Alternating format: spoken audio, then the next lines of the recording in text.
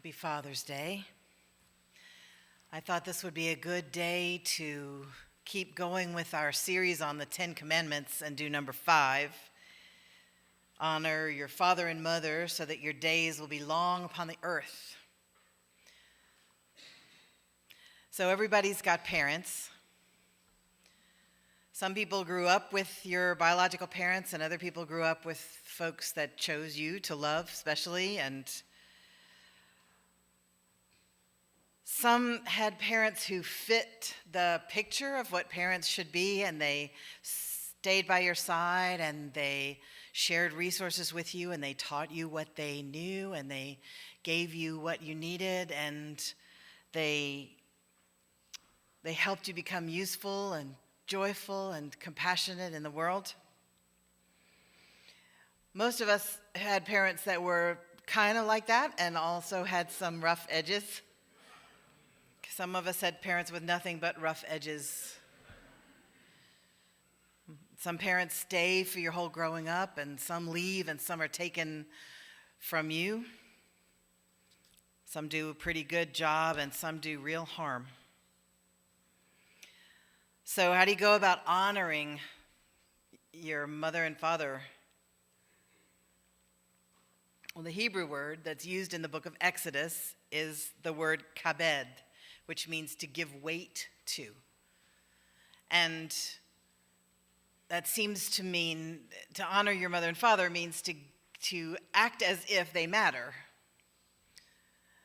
to give weight to them, to help them, to respect them, to feel compassion toward them, to esteem them, have concern for them, to nurture them, and to forgive them. The way I was taught about this commandment, it meant to obey. Honor your father and mother, that means obey what they say. And sometimes even to the extent of obeying them, meaning like give them their way every time. Do and be what they want you to do and be, even at the expense of your own independence and your freedom, sometimes even your well-being emotionally. And it's almost a setup, if you're taught about it like that, between you either keep the commandment or you grow into a self-differentiated human adult with your own beliefs and your own thoughts. And if you do that, it's like you've stabbed your parents in the heart. Many faith traditions even expand this. Honor your parents. They expand it to honor all those who are superior to you. And superior in gifts or superior in position, if they are in governance over you, or if they are police, or if they're in the legal system, or if they're teachers of yours, or if they're your boss, you're supposed to honor them. Now this is mostly from the 1648 Westminster Larger Catechism, which is all of the answers written down. That's what a catechism is, and each faith tradition has its own. The one I was raised with, the one we memorized, said that it meant to obey everyone who's in authority over you. And that's from 1648. So, and clergy were included, by the way. So you'll know.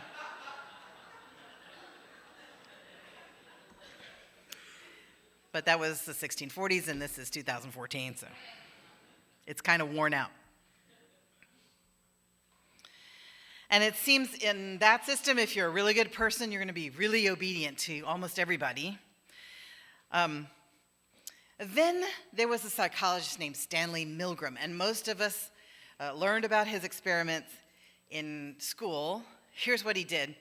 He had his experimenter and a person who was in on the experiment, who was the subject behind the one-way glass.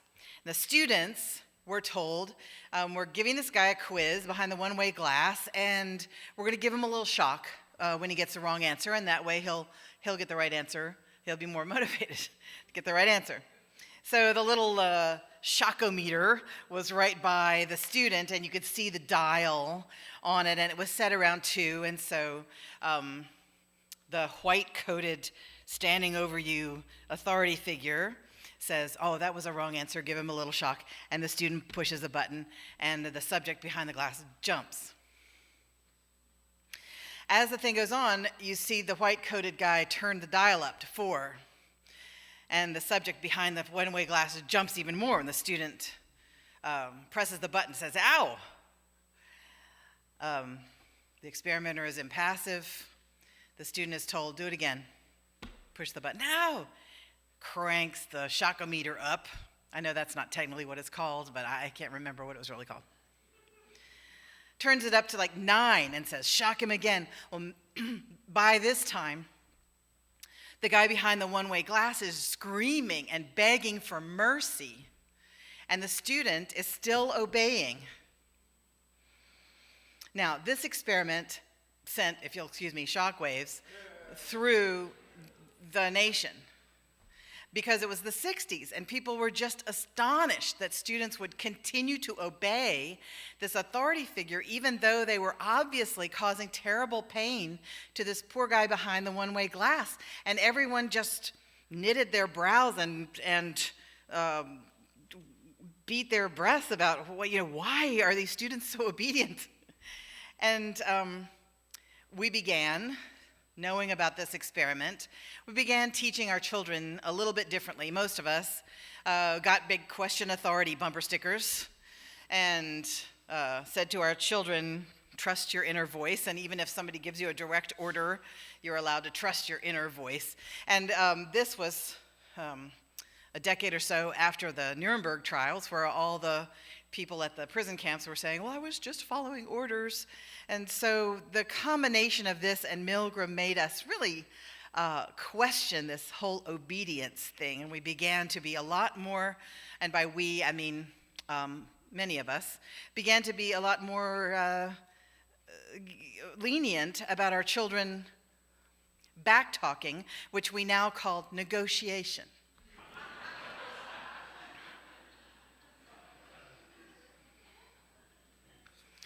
Now, I have to confess to you that I have a secret, vice of, it's maybe not a vice. I like to read books and watch movies about people who escape from cults. I'm not proud of it. But it continues to astonish me how grown-up people, threatened with hell mostly, will obey the most heinous kinds of orders and will really struggle about whether to get up and leave. And even if they're free to go, they won't go. They'll do these awful things because the person in authority said to do them, just so they won't go to hell. Now, this is why it's really important, as people of a free faith, to be mouthy about it, and whenever you're anywhere, especially outside the city limits of Austin, just roll down the window and go, I go to the No Hell Church. Because we don't believe in hell, just by the way.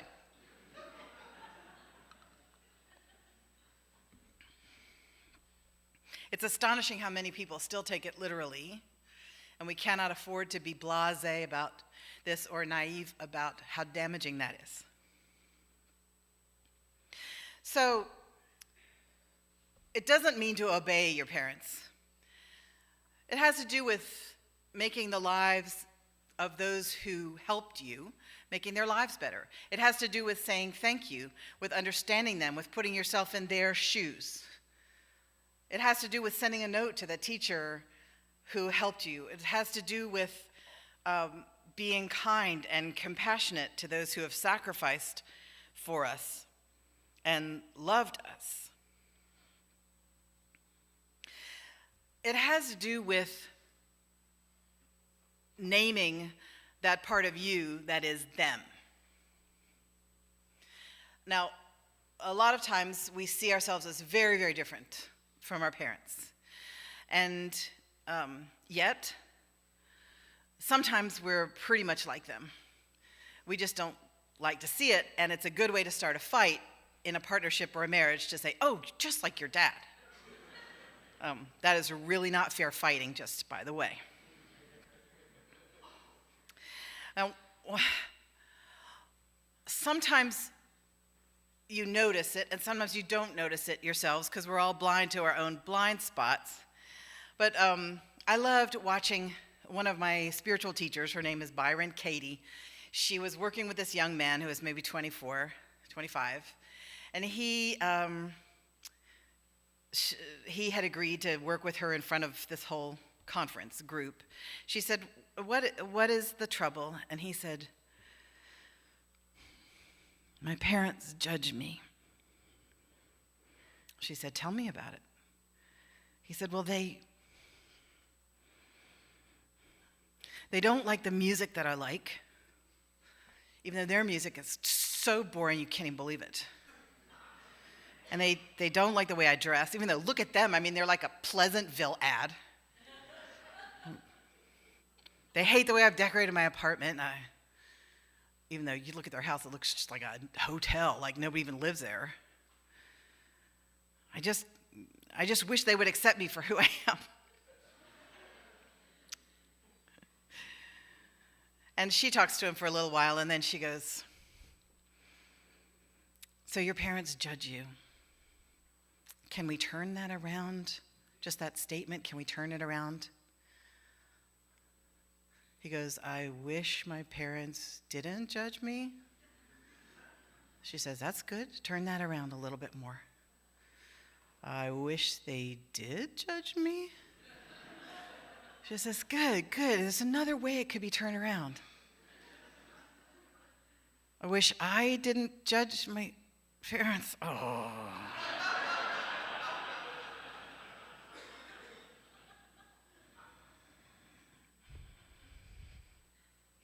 So it's in there, but perhaps we can honor the part of us that is them because they are who we came from. They and the people we were raised with, if they're different, they are who we came from. And so we have to acknowledge that it's in there, the parts we love about them, the parts they gave us that we'd like to hold on to and cherish, the parts they gave us that we'd like to let go of and never see again.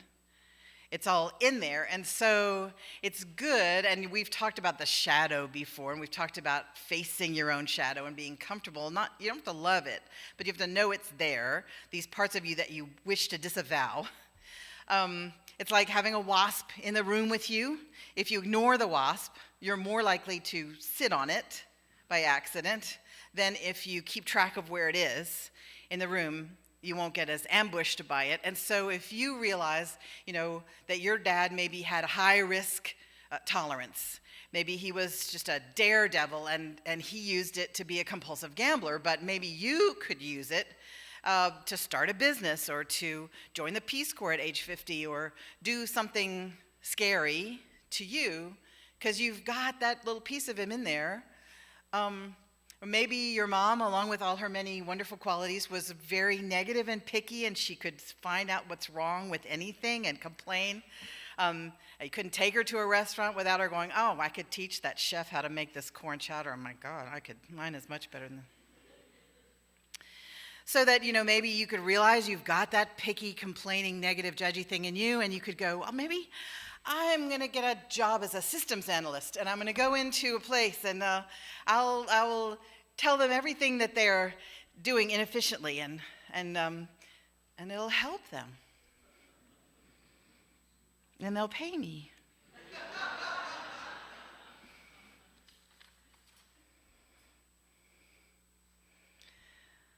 So we honor who they are, and we know that it doesn't mean to obey them.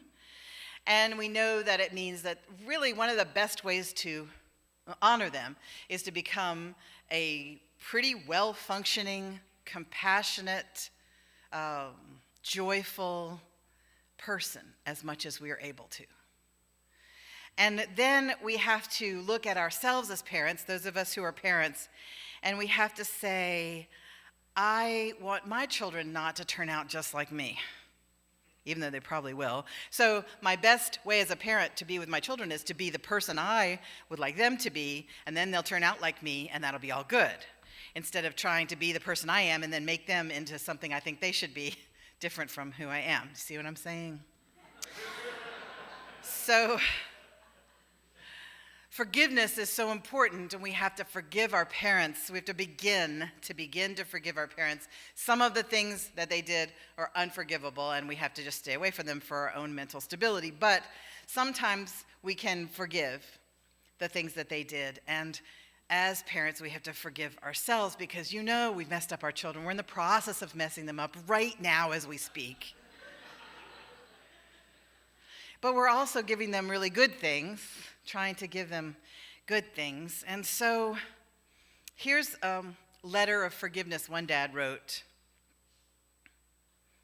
He said, "I seek your forgiveness for all the times I talked when I should have listened, got angry when I should have been patient, acted when I should have waited, feared when I should have been delighted, scolded when I should have encouraged, criticized when I should have complimented, said no when I should have said yes when I should have said no.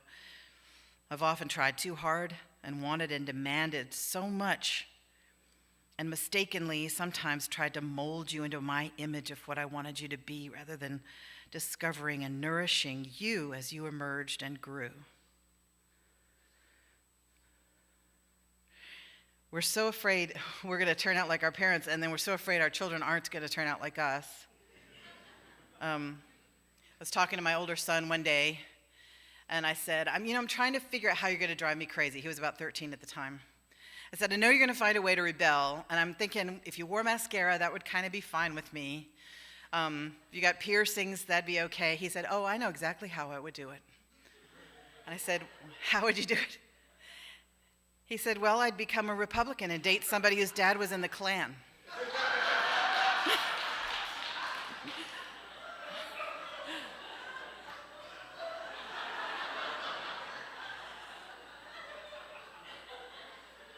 I said, wow, you're good.